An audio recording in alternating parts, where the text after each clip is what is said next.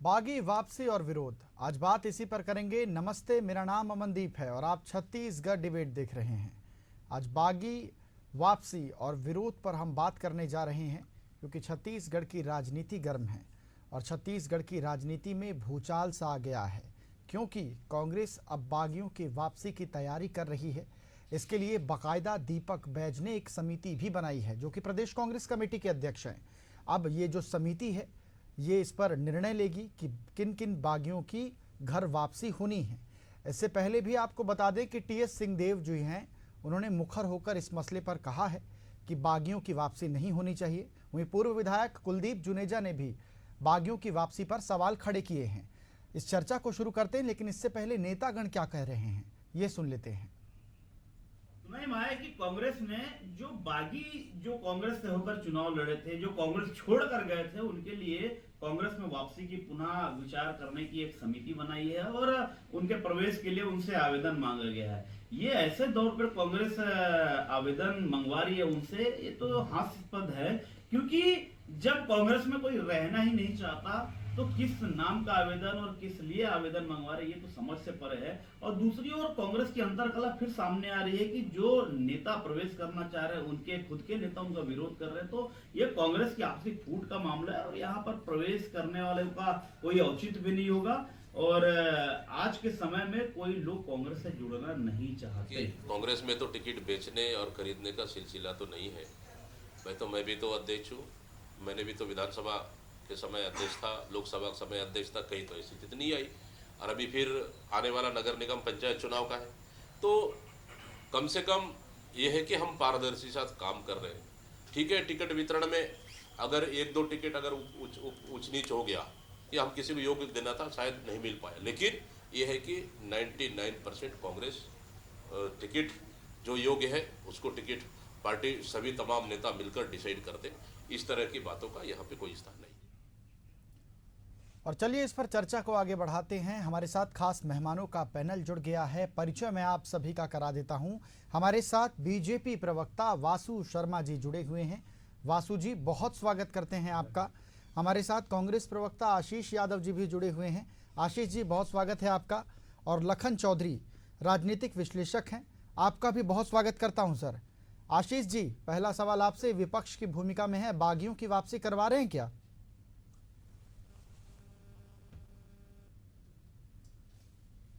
आशीष जी, मुझे आप सुन पा रहे हैं? चलिए ठीक है। लखन चौधरी जी हैं हमारे साथ, राजनीतिक विश्लेषक हैं। सर, सबसे पहले इस मसले पर आपसे ही बातचीत करना चाहूँगा। नगरीय निकाय चुनाव सर पर हैं और ऐसे में अब बागियों के वापस पार्टी में पहुंचने की कवायद शुरू हो चुकी है। इसके लिए बाकायदा एक कमेटी भी बन गई है। तो क्या कांग्रेस को इस चीज़ का भय है सर कि नगरीय निकाय चुनाव में अपने प्रदर्शन को लेकर वो अब बागियों की वापसी कराना चाहती है? बिल्कुल, निश्चित तौर पर देखिए, जो नगरीय निकाय चुनाव है और स्थानीय जो चुनाव होने वाले हैं उसमें कांग्रेस को फिर से ये डर सता रहा होगा कहीं न कहीं कि जो है बागी फिर कहीं खेल न बिगाड़ दें इस चुनाव में। इसलिए हो सकता है कि इस तरह की कवायद की शुरुआत हुई होगी। लेकिन जैसा कि कांग्रेस के ही लोग इसका विरोध कर रहे हैं और उनके विरोध में देखिए दम भी है कि जो बात उठाई जा रही है या जो बात कही जा रही है कि आखिर इनकी वजह से जो बहुत सारे लोग जो है चुनाव हार चुके हैं और फिर ऐसे लोगों को आप जो है वापस लाते हैं, तो इससे एक संदेश जो जनता के बीच में जाता है वो भी एक गलत संदेश जाता है। और केवल एक कुलदीप जुनेजा का ही मामला नहीं है, देखिए राज्य में बहुत सारे और जो है बागी जो हुए थे और उसका फायदा भाजपा को मिला था। और जो है कांग्रेस की जिस तरह से बुरी तरह अप्रत्याशित हार हुई थी, तो उसमें ठीक है कि कांग्रेस की भी बहुत सारी गलतियां थी, कांग्रेस का संगठन कहीं नहीं था, लेकिन बागियों का भी रोल था और बागियों की भी कांग्रेस की इस हार में बड़ी भूमिका रही है। तो निश्चित तौर पर इस तरह के मुद्दे पर चर्चा करने के पहले मुझे लगता है कि एक सर्वसम्मत से राय भी बनाने की जरूरत है। नहीं तो आने वाले समय में कांग्रेस को फायदा होने की बजाय देखिए इसमें और भी नुकसान हो सकता है। बिल्कुल सर, क्योंकि पुराने नेता भी नाराज हो सकते हैं सर। कई ऐसे पुराने नेता हैं जो मुखर होकर इस विषय पर कह रहे हैं कि बागियों की वापसी नहीं होनी चाहिए और उनकी बात में दम भी है।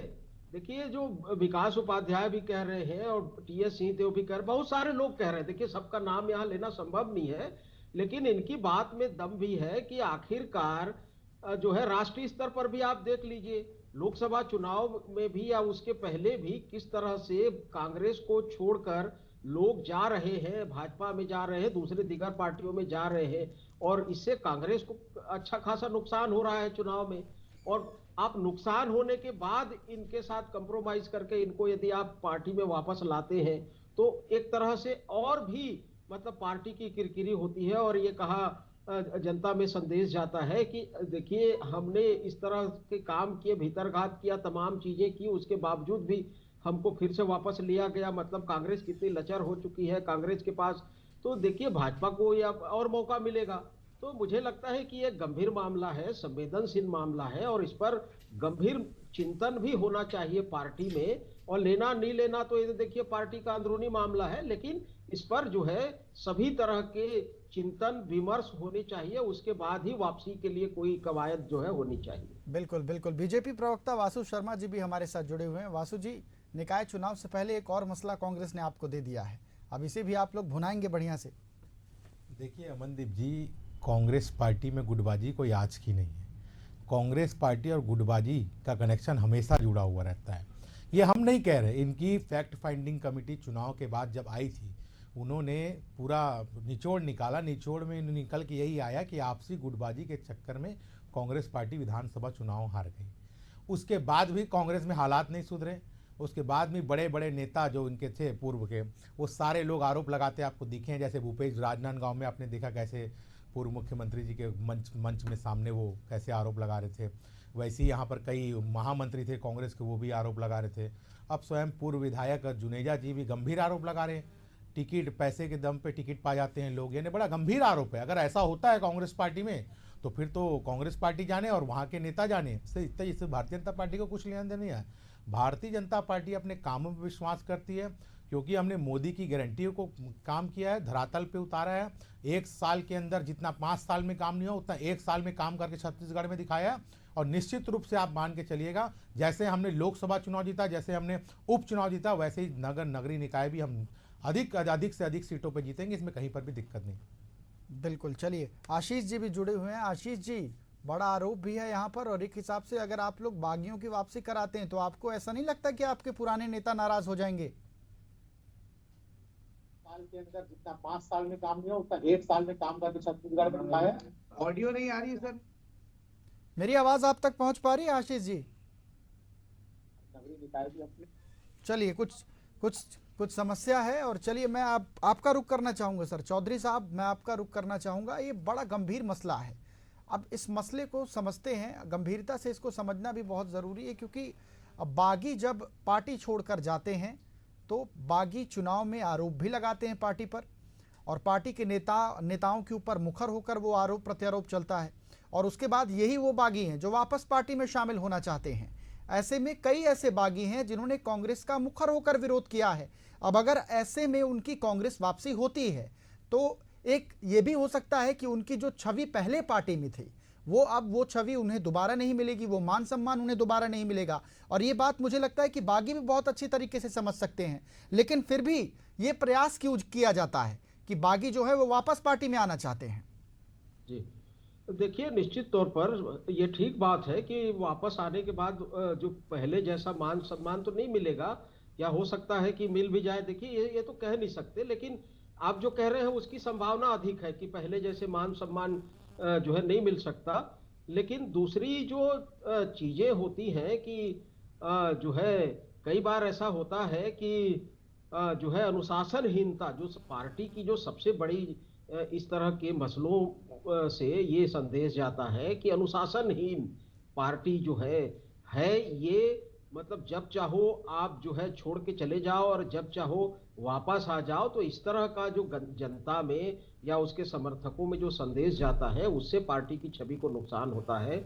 और इस समय वैसे भी कांग्रेस, देखिए, चाहे छत्तीसगढ़ की कांग्रेस हो या चाहे केंद्र में राष्ट्रीय स्तर पर कांग्रेस की जो स्थिति है वो बेहद खराब है। अनुशासनहीन पार्टी के नाम पर जो है जिसको जब मर्जी हो रही है छोड़ के जा रहे हैं, और जो है संगठन नाम का कहीं कोई चीज नहीं रह गया है।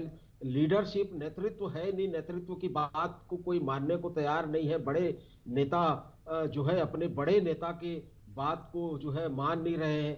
तो चौतरफा संकट जो है कांग्रेस पार्टी के ऊपर है। और ऐसे समय में यदि आप तमाम जो बागियों को फिर से वापस लेते हैं तो पार्टी की जो अनुशासनहीनता है वो उसकी तो धज्जियां उड़ रही हैं और भी उड़ेंगी। तो मुझे लगता है कि ये एक गंभीर मामला है पार्टी के लिए। और अनुशासनहीन पार्टी देखिए कभी भी जो है सत्ता में वापसी के लिए जो है उम्मीद नहीं कर सकती। आज आप देखिए कि कांग्रेस में लगातार अनुशासनहीनता बढ़ रही है। भाई 2023 का जो चुनाव था वो पार्टी में अनुशासनहीनता उसकी एक बड़ी वजह रही, जिसमें इस तरह की अप्रत्याशित हार का सामना करना पड़ा कि केंद्रीय नेतृत्व की बात को भी जो नेतृत्व यहाँ का था, जो सत्ता में बैठे लोग थे, जो मंत्री लोग थे, उन्होंने नहीं मानी। और टीएस सिंहदेव और भूपेश बघेल का जो प्रकरण हुआ वो सब जान रहे हैं। तो इस तरह की यदि चीजें लगातार जारी रहेंगी तो पार्टी में कैसे अनुशासन आएगा, और पार्टी के जो नीचे के लोग हैं उनमें एक अनुशासन का संदेश कैसे जाएगा। तो पार्टी को अब बहुत से चीजों पर, एक तो लीडरशिप पर बात करने, काम करने की जरूरत है। लीडरशिप के साथ साथ देखिए ये जो संगठन है कांग्रेस का, संगठन आज धरातल में कहीं नहीं है, खत्म हो चुका। और संगठन की कमजोरी या कमतरी की वजह से लगातार सारे चुनाव में जो है इस तरह से कांग्रेस को हार का खामियाजा भुगतना पड़ रहा है। फिर परिवारवाद का बिल्कुल सर, लगातार बिल्कुल विधानसभा चुनाव में भी हार हुई, लोकसभा चुनाव में भी हार हुई। आशीष जी, विधानसभा और लोकसभा चुनाव में हार हुई है कांग्रेस की, कहीं बागियों को वापस बुलाकर डैमेज कंट्रोल तो नहीं करना चाहती है कांग्रेस? जी नहीं, एक पहले तो मैं माफी चाहूंगा, मुझे आप लोगों की कोई आवाज नहीं आ रही थी और मैं भी बोल नहीं पा रहा था, मेरी आवाज भी नहीं पहुंच पा रही थी। मैं सभी लोगों को, आपके दर्शकों को नमस्कार करता हूं। और जिस बात पर मुद्दा चल रहा है कि कांग्रेस पार्टी, जो पहली आवाज मुझे आई कि कांग्रेस पार्टी खत्म हो चुकी है। सर 2014 का भी मोदी जी का नारा था कि कांग्रेस मुक्त भारत बनाएंगे, ये वो आज तक सफल नहीं होता है, ना कभी हो पाएगा। और छत्तीसगढ़ कांग्रेस की मैं बात करूं, छत्तीसगढ़ कांग्रेस पे बूथ स्तर पे भी कार्यकर्ता मौजूद हैं। रही बात रेणु जोगी, अमित जोगी और जो निष्कासित कार्यकर्ता हैं जिन्हें वापसी की मांग चल रही है और जो वापस आना चाहते हैं और जिसके लिए कुलदीप जी ने लेटर लिखा है, इन सभी बातों को समझने की आवश्यकता है। ये हमारी पार्टी है, एक परिवार है, और इसमें जो निर्णय लिया जाएगा वो अंतिम और सर्वमान्य होगा और सभी लोग उसका समर्थन करेंगे।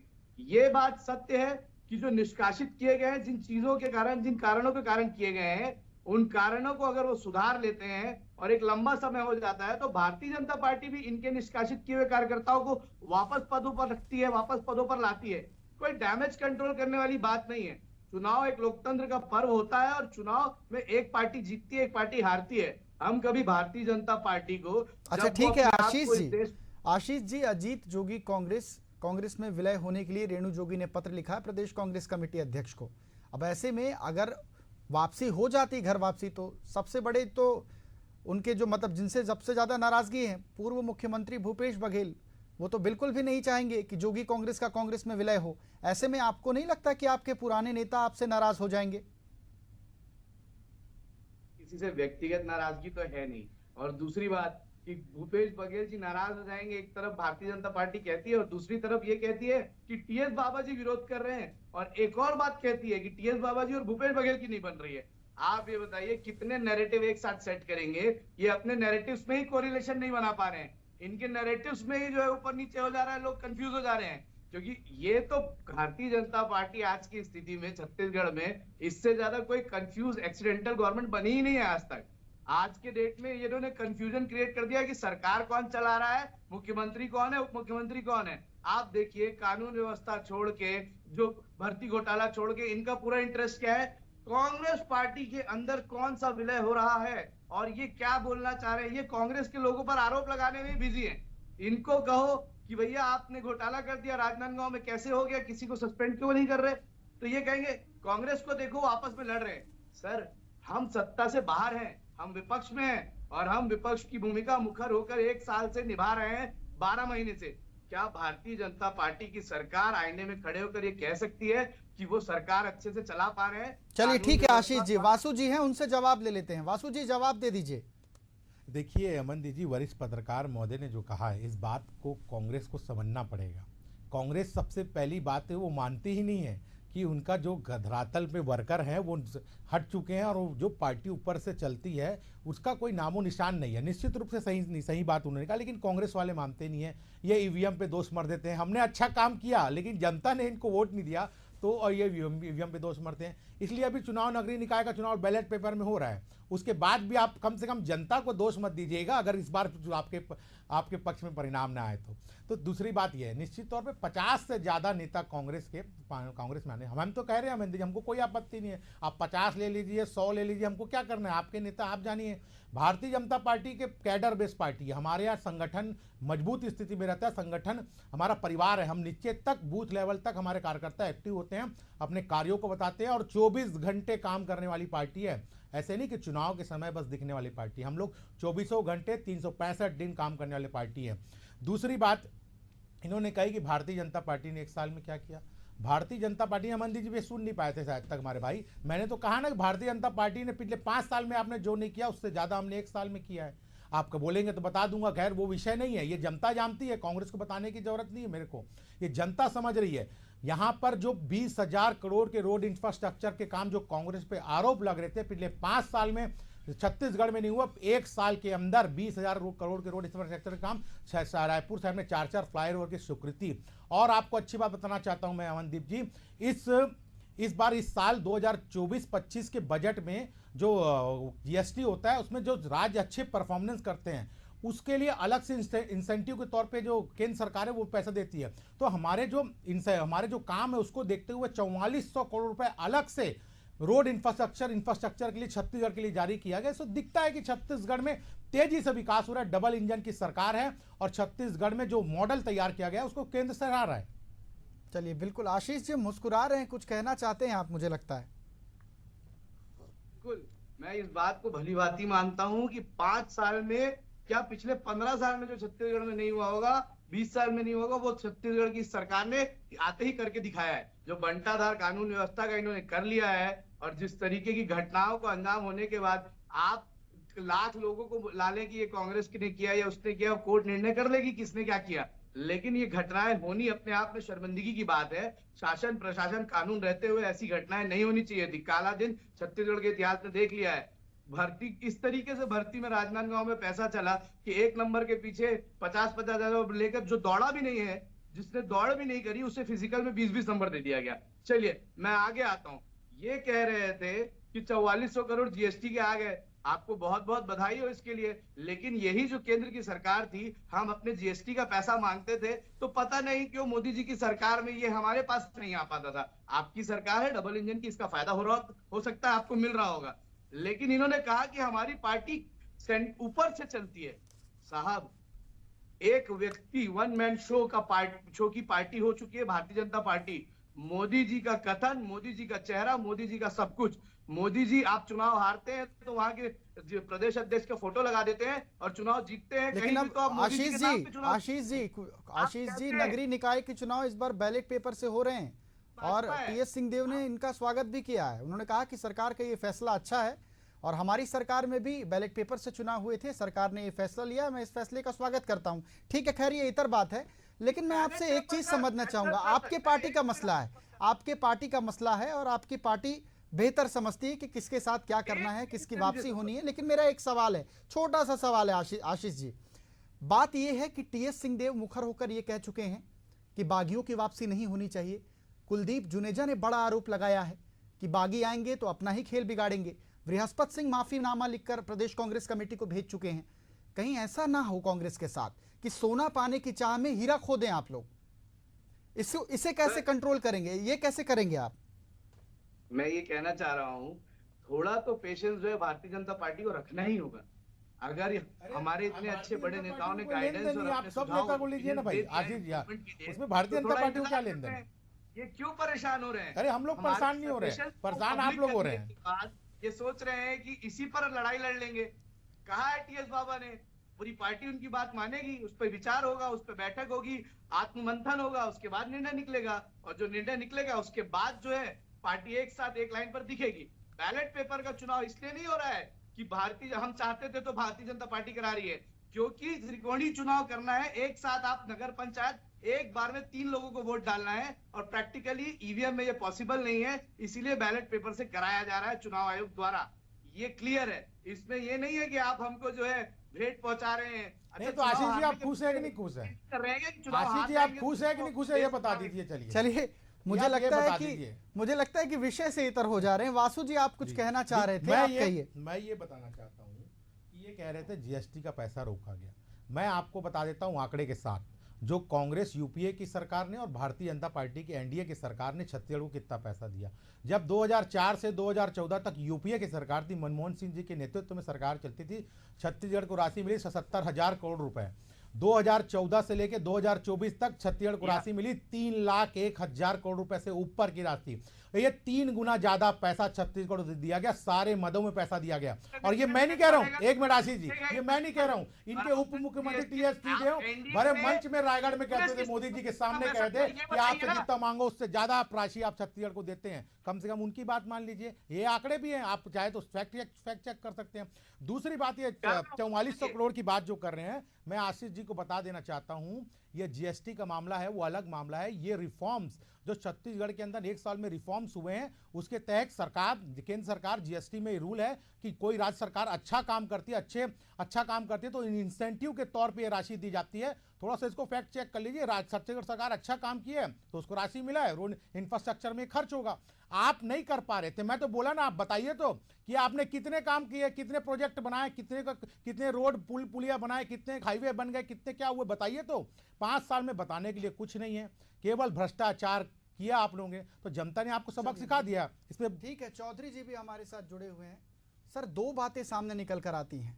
पहली बात तो ये कि अभी विधानसभा चुनाव से बात की अगर मैं बात करूं, 2018 में जब विधानसभा चुनाव हुए थे तो बीजेपी से नंद कुमार साय कांग्रेस में जाकर शामिल हो गए। कांग्रेस से भी वो वापस निकले और उसके बाद उन्होंने फिर से बीजेपी का दामन थाम लिया। उनकी स्थिति किसी से छुपी नहीं है। अब कांग्रेस में जो बागी हैं, कई लोग जो ऐसे हैं जिन्होंने बीजेपी का दामन थाम लिया, कई लोगों ने पार्टी विरोधी कार्य किया। अब ऐसे में अब उन्होंने आवेदन दिया है कि हम वापस कांग्रेस पार्टी में विलय होना चाहते हैं। बार बार मैं ये चीज़ कह रहा हूं क्योंकि मुझे लगता है कि ये बड़ा विषय है कि आप प्रदेश नेतृत्व के बातों को नहीं मान रहे हैं, आप पूर्व मुख्यमंत्री के बातों को नहीं मान रहे हैं, आप टीएस सिंहदेव की बातों को नहीं मान रहे हैं। ऐसे में कांग्रेस के लिए कितनी मुश्किल खड़ी हो सकती है सर, क्योंकि नगरीय निकाय के चुनाव सर पर हैं। और ऐसे में मैंने ये सवाल आशीष जी से भी कहा था कि सोना पाने की चाह में कहीं आप हीरा न खोदें, क्योंकि नगरीय निकाय चुनाव एकदम सर पर हैं। और ऐसे में अगर ये जो बागी हैं ये वापस आते हैं तो फिर कांग्रेस में अंतरकला भी सामने आ सकती है। सर इस पर आप अपने विचार रखें सर। बिल्कुल। और देखिए, ये लोग कहीं इसलिए भी तो नहीं आ रहे हैं कि कहीं फिर से आकर जो है पार्टी का खेल बिगाड़ेंगे। देखिए, तमाम चीजें हो सकती हैं और आपने बहुत सही विश्लेषण किया अमनदीप जी। ये देखिए कि जो है, जो पिछले अपने वक्तव्य में मैं कह रहा था कि एक तो नेतृत्व का कहीं कोई जो है ठिकाना नहीं है, नेतृत्व की बात को कोई मान नहीं रहा है, और दूसरा संगठन कहीं नहीं है। तीसरी सबसे बड़ी बात जो मैं कहने वाला था कि परिवारवाद को लेकर हमेशा भाजपा, मोदी जी या जो है लोग भी कांग्रेस को घेरते हैं। तो आखिर ये जो रेणु जोगी, अजीत जोगी, अमित जोगी, आखिर ये परिवारवाद का मसला है कि नहीं? आप दूसरा देख लीजिए, कुलदीप जुनेजा ने जिन 2 लोगों के ऊपर बाप बेटे पर आरोप लगाया है कि आनंद कुकरेजा और जो है अजीत, फिर आ रहा है कि नहीं? तो कुछ परिवारों के कारण जो है कांग्रेस लगातार बदनाम हो रही है, लगातार कटघरे में खड़े हो रही है। उसके बावजूद भी परिवारवाद से निकलना नहीं चाहती, परिवारवाद से उबरना नहीं चाहती और अपनी समस्याओं पर विमर्श नहीं करना चाहती। देखिए, भाजपा क्या कर रही है, भाजपा क्या करती है, वो उनका काम है। आपको अपनी पार्टी का देखना है, कांग्रेस पार्टी को देखना है। और कांग्रेस पार्टी को जब तक आप नहीं संभालेंगे, भाई 2 चुनाव लगातार हारने के बाद भी आपके संगठन में एकजुटता का संदेश नहीं जा रहा है, गुटबाजी उभर रही है लगातार। जो है टीएस सिंहदेव के बयान अलग जो है एक बात कहते हैं, भूपेश बघेल के बयान अलग बात कहते हैं, और इस तरह से एकता नहीं है पार्टी के भीतर में, तो आप स्थानीय चुनाव में कैसे जाएंगे? बिल्कुल, तो एकता की कमी है सर, और बहुत सही बात कही आपने सर। और मुझे लगता है कि काफी सार्थक चर्चा हुई है। मैं आप तीनों मेहमानों का बहुत धन्यवाद करता हूं। तो छत्तीसगढ़ में बागियों को लेकर अभी जो पॉलिटिक्स है वो गर्म है। बीजेपी चुटकी ले रही है, कांग्रेस बागियों के लिए एक कमेटी बना चुकी है। अब इस कमेटी में ये देखा जाएगा कि कौन कौन कांग्रेस पार्टी के लायक हैं और कौन नहीं। इसी के साथ छत्तीसगढ़ डिबेट में फिलहाल इतना ही। मुझे दीजिए आज्ञा। नमस्कार।